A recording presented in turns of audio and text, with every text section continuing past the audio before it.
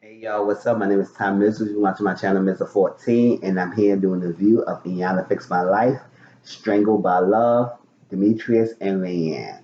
Alright, so we get a couple who've been married for 14 years. And it seems like 14 years is a long time, but they have a lot of issues going on that they need help on. It's like they break down, they don't have communication, they argue, they've been abusive towards another, verbally, physically, and it just comes to the point where they just need help and savaging help into working on their marriage. And it became a breakdown when Demetrius went to jail. I think for a year something after they got married, he went to jail and for 18 months, so a year and a half. So since then, she has become the parent because they have five children together. Three children she had before the marriage, and she got two together. So five children she had to be raised five children alone, while he was in jail, or whatever children he had at the time, she was raising while he was in jail. So it became a breakdown. And when he came out, it comes to the point that Leanne was mostly wearing the pants in the relationship. And Demetrius was right along the way because he wasn't leading, he wasn't directing, he wasn't doing much, he wasn't taking much of the man role. And Leanne felt like a man should be able to be the protector, the provider, the leader in every marriage. The woman should have equals, but she should be more submissive to the idea, submissive to the marriage. It's just its own. Everybody marriage had their own definition. If you want to be equal within each other, then it should be no dominant submissive. But at the same time, you want to be equal, you want to be equal. If you want to have the man take more lead, more control, more role in the marriage, just like that, then yes, you gotta let him be. But it's not happening because she's not relinquishing her control in the leading and not giving him the spotlight to lead. So every time he trying to lead, she trying to shut down and interferes. And we find out a little bit more about the breakdown. So it basically is this. It's like the breakdowns that he went to jail, and that changed the dynamic in their relationship. And from then on, it has not been up and up to the point she because when she asked for 14 years, she said, "Yeah, she have it's enough time to y'all to get to where y'all at, where y'all can be good." But it seems like it's not. So it could tell us that marriages still need to be worked on, and it's from there as well the drunkenness because we felt like Leanne is a sloppy drunk. Drinks to the point where she passes out. And so another breakdown to him was that, and according to Demetrius, her breakdown in the marriage towards Demetrius was when he went to jail because he said he was in jail for selling drugs from 2005, 2007 in that street life, right? And his breakdown towards her is like it was New Year's having a good time. They was partying. You know, New Year's people have a party, they drink, and they gonna have a good time.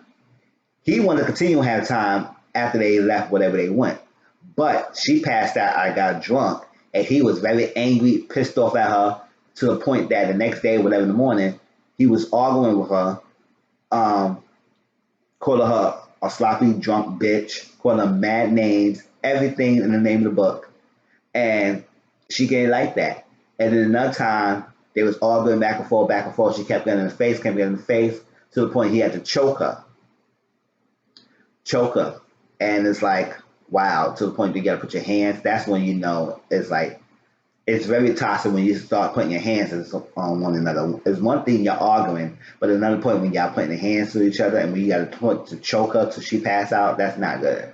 All right, so her drinking till she passed out because at times she said sometimes she doesn't come home. When she go out drinking with her friends, she be like so drunk and passed out. The friends calling his house, his phone, and tell him that she too drunk, she can't drive home. She will sleep it off till she get in the morning time. She's to come home, and that's a problem. So her passing out and drinking a lot is a cause of problem because he don't like her drinking too much.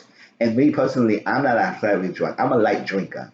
And I can't be with someone who go to the point to they drinking and passing out all the damn time. And they get so freaking drunk that I had to mind them, make sure they go home, all that stuff like that, do like that. And I'm all sober, they all drunk up, and they don't remember what's going on the next day, and they all it's like that. It's like it's the way you could have moderation to drink and stuff like that. But that's me. Like you need to have a balance. You need to know what your boundaries are. You need to know what your limit. When you drinking and passing out, that's saying something more than what she's later on. When we find out more why she's doing that, because it's like why is she in a marriage wife drinking so much and passing out so she get drunk? Drunk passing out while she's drunk. When she's too drunk, she passing out all the time, and that's a problem. It's a consistency why she's doing that, and also him not having a control in the relationship and letting her taking reins and putting hands on a woman so like that. Why is he doing it? So it basically is both in a broken childhood, whatever they went through, is leading into their marriage. And since they never healed themselves, they putting that all that baggage into marriage and basically projecting their hurt and feelings towards one another, thinking they're the other person when it's not the person you trying to go after. So you put injecting your hurt and anger. There is a situation come out. It's like that. I guess his feelings like when she's leaving and she's gone for a long period of time and she out drunk, it's like he being abandoned all over again. And I explain that a little bit more later on. And it's like what she's drinking, she's in a pain. So she's thinking about stuff like that. She's painful to her. Maybe when he be calling her names, maybe when he put her hands on stuff that she mind herself when she was growing up. She numbing it. She numbing it. She don't want to let it go. She numbing it. And they never got healing. Now, that's a point to the point of understanding. So Iyanla had them do the obstacle course to see how much of the pants she wearing, how much of communication issues they have between each other. So it was an obstacle course. She blindfold Demetrius first and had Leanne direct them from the point upstairs, from the starting point from upstairs to the end point was the kitchen. And it was a lot of things because she was explaining things and he didn't get her terms. And you say you got to communicate, you got to be more encouraging, you got to talk because a woman's best weapon and worst enemy is their mouth. So it's deadly. It can be very deadly. So she needs to learn how to will that stuff in and communicate effectively to him and also encourage him more. It's like that. Sometimes she probably not have been doing that. And coming down, it was a little shaky at first because she explained things, she was doing terms and he didn't understand the terms. She was saying things, it's like that. So it was okay to a point. And it was some obstacles I thought like he bumped that vase down and it took a while for him to get downstairs because she said you gotta scoop, then you gotta step. He said, all right, do you want to slide down? You want to scoop down? It was like, what do you want me to do? And it was kind of communication issues. And Iyanla was direct them. If he bummed out, hit the thing. It was some bumps a road. But at the same time, you got to clear that and be concise in communication. It shows encouragement. It shows thing and leads the way. And that's what the whole exercise was, to have effective communication, to lead the way, to show things, to when obstacle comes to the way, not shut it down and belittle it, but actually nourishing and foster with it and nurture that understanding and build it from that. So when it got to the kitchen, it was Demetrius' turn to Rayanne. And Rayanne said it was very stressful because she said it was hard to tell him everything because it was too much. It was a lot to direct him and encourage him to go with the point A to point B and not go overboard with it. All right. So next, his task towards the end, next she was getting blindfolded and he had to direct her to make a sandwich. But what it is that he's a big person and she got short ass arms. So she had to make a sandwich coming from behind him and he had to direct her how to make the sandwich that Deanna had put together. And that was that because in his thing, it came close. It came close to what it was because he had a big stomach and it was hard for the little bits like that. He had to lean over and stuff. But okay. But that exercise was more that he said it comes to a point he was trying to be controlling and not leading. And that's a hard distinction. So what's the distinction between your leading and what's controlling? And to him, because at a point he could be controlling, but at the same time, what is his definition of how he should lead and versus how he should be controlling. And every person has that direction and saying wants to lead and something wants to know what the roles. The roles needs to be redefined and what's to be thing. Because as a wife needs to be supportive, nurturing, help the man, encourage the man. be there for him, be an equal partner to the man, instead of taking everything and take his role away, and then he have nothing, and he's not wearing the pants, and she's wearing all the pants. So you need to redefine the roles into it. Now, majority of this episode was much about the breakdown individually and what they brings into the table, and how they need to work on that before they even hurt him, because Iyanla realized they have a friendship. They went through the turmoil of him going to jail and stuff like that because they were friends. They were there for each other. They was helping each other through things, through thick and thin, raising kids and stuff. But they failed to nurture the friendship.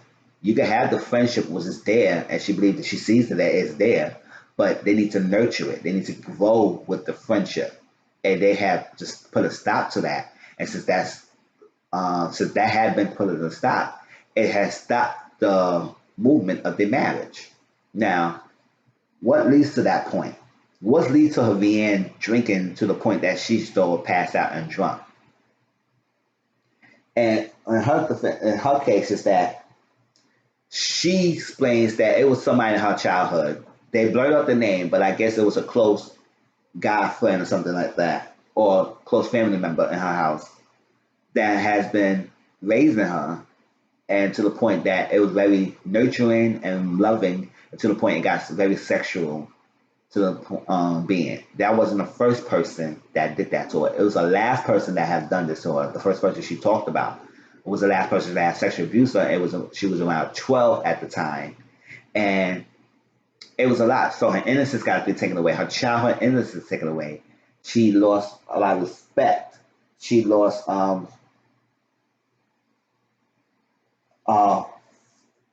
her trust, her innocence, her family, her dignity, and all that stuff that she's been going through with her. Now, when she sat down with Iyanla asked her, "Do you respect your husband?" And she took a while to answer that. That means, as a no, she doesn't respect him, because for whatever reason she doesn't respect him. And it became to the point was that during a break, whatever, she was in a producer that divorce was being threatened towards her. And she was thinking about divorcing because it was like, listen, come on, she want to get out of it. But Demetria said divorce is not an option.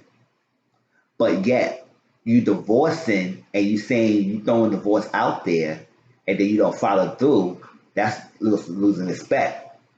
And on top of putting your hands on her, on top of calling her names and stuff, she lost all respect for that because what she went through. Because when she was young, she was belittled. She was being sexually abused and stuff like that by somebody who she thought she could trust. And since all that was taken away from her, that right there projected into her husband. It's like if he does this thing, it reminds me of the person I had went through when I was a childhood. And since because he's doing this thing, I lost all respect for him. And he throwing out the divorce, it's like that, and he don't follow through for him. He less of a man because he's not standing firm into what he's saying, and he being bitchy about what he's doing towards me. So that, and then she also explained that she not really telling some of the truth, and what she went through is that the person she's talked about wasn't the last person, wasn't the first person. It was more person. It was another person when she was 5. Her first traumatic experience was that she was at a babysitter. The babysitter took a while. The guy was there. He said, "Want a candy? He wants a sucker." And she said, "Yeah." Came house. He was naked from below down, and it wasn't a candy he was a sucker on. It was him. I said, sick freak out there who be doing that to children. And that was what she did. She performed. So she had never really got over the hurt of her childhood trauma, which is something that if it's not helped and it hasn't been helped at this long as time. So she's been that little girl all this in the marriage, in this relationship, be this little girl. And him, Demetrius' case, he's going through something that abandonment. His mom dropped him off to his auntie house with a closed t-shirt and note and something like that, and just went about her business. We don't know what happened, why she did that, what was the reason. All he said, she just dropped him off and his auntie be raising him. So his auntie is his mom. But Deanna said the mom is who, a man is a person who's his mom raised him to be. And since his mom left, he never got the tools to be who a man is. He never got the tools to be a man. He never got the tools to raise and be the person. So he's stuck in a broken boy state. She a broken girl and never got dealt with it. He a broken boy and never got help from his little abandoned issues that he had. So they both coming into marriage, growing up, bodies growing up, but the mentality in both of them is stuck in their childhood. So they need haven't really work on themselves to the point that they can work on the marriage. So now, on top of the marriage, it's impounded on the children and being involved and being together is add more layers to the stress of what they've been going through. And since they never dealt with that, they is projecting that and putting into the marriage the toxicity of their childhood. And it's never gonna nurture and never gonna foster the way how they or prosper how they're gonna be if they never get that stuff together. So they had to sit down and he apologized for putting his hands on because he felt guilty from doing that. He felt guilty for putting his hands on her. He felt guilty for calling her bitch, calling her names and stuff like that a lot. She said she needs to be forgiven and stuff like that for stuff like she had been going through, and because being partial drug, she don't want to go through that. And the first time she explained to her situation with Iyanla, her first reaction was to get a drink because Iyanla asked to do anything. She wanted to drink, and she was hard not to take that drink to go through it. But she just wanted to numb the pain. That's what she'd be doing. She was numbing it and never dealt with that. And she does need to get outside help to deal with that sexual trauma she experiences and because it's never been healed. And he needs to get outside help to help with the abandonment issues he had by not having his mom in his life. Even though he was raised by his auntie, he never really had his mom who abandoned him. So that really hurt him. It's like, and he blames himself like, blames himself like, what did I did wrong that make her leave me like that? And Rihanna was forced to reinforce to him it's not his fault. It's not on him. It's not his fault. You was a baby. You had no control over that. So you need to understand it's not your fault. But you need to sit in that pain. You need to sit on it and let it go, fester it, so you can learn that you need to work on that. And he needs to heal from that to be a better man. If he healed that boy, the boy inside, then he become a better husband. Then he become a better father. Then he become a better man that he needs to be. Until he get that situated, then he can be the better self into marriage. Until she get her situation, she will be a better self in the marriage as well. So she sat down together at the end, and they had a little breakfast and had a chart. Marriage is responsibility. Marriage is ownership, partnership, and stuff like that. It was a nice little chart. Took a picture of it, and but it leads to that, and also leads to faults and guilt and all that extra stuff. But what I got from this was a really good analogy she put is that like a play. Every well written play, every play and stuff like that has an intermission. The intermission is for the break between the the act and the between the acts and the audience, so they could take in what they had saw, so they could go to the bathroom. The actors go to the bathroom, get the new outfits on, take a break to for the next thing, and work on whatever they need to go on, and set up for the next act after the break, so everybody can come together and re-intervene and have a good rest of the show. So just like a marriage, it's okay to take an intermission in your marriage, which is not to the point where you get divorcing, but to the point where, or leave each other or separate to the point where it's okay and not to work on the marriage, to work on the individual person. Marriage makes up for you, me, and the combination of us. If you haven't bring your 100% of you into the marriage, and he has to bring his 100% of me into the marriage, then the us is very faulty and it's not going to be worked on. So, in order for that us to be dealt with, your individual self needs to be healed. So, it was okay to take a break. She needs to work on dealing with that trauma. He needs to work on dealing with that abandonment. And when they have dealt with that, then they could be a better self, better husband, better wife, better mother, better father, and better friends with each other. Support each other as a friend to help each other out, to get that better understanding, to have a better nurturing self, a healthy self. And when you bring your healthy self into the marriage, then you will have a healthy marriage. Because as y'all both coming in with the brokenness, then y'all were leading your marriage in the brokenness, and y'all were going years and years and years and being broken and not dealing with that healing. And that's what it was, a breakdown between the marriage. And that was that. It wasn't much. It's like that, but that was the episode, and it ended where it shows that Leanne said that the communication has been better. Demetrius and Leanne said the communication has been better. It hasn't been arguing as much. He's been more present, and it hasn't been a big step into the marriage. So I wish them all the best. Hopefully it works that well.